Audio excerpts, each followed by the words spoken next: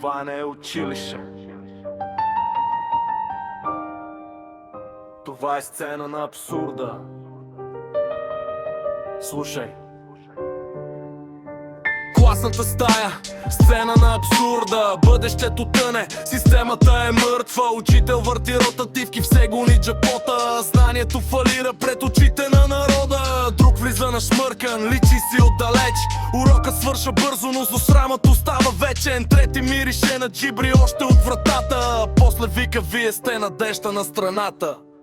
Това ли наричате образование? Събудете се, системата умира. Лъжата всеки ден за истина се спира. Това не е училище, това е разпад. Бъдещето гори заключено в квадрат. Не ни убиват с куршуми, а с невежество. Корупция, невежество, лицемерие. Бъдещето гори заключено в квадрат. Не ни убиват с куршуми, а с невежество. Корупция, невежество,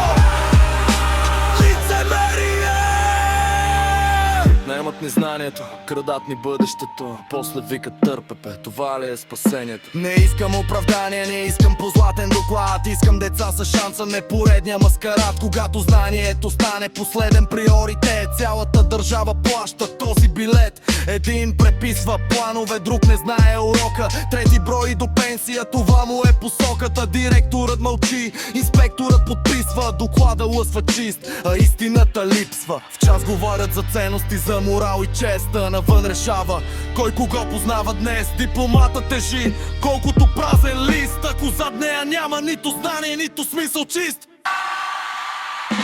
Това не е училище, това е разпад.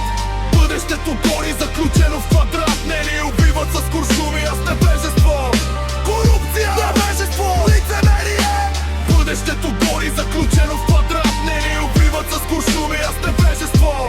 Корупция, невежество, лицемерие. Плюя по учителя, който гори за децата. Той носи на гърба си половината държава. Но тези, дето сриват всичко ден след ден, превръщат всяка класна стая в изгубен рефрен. До кога ще търпим?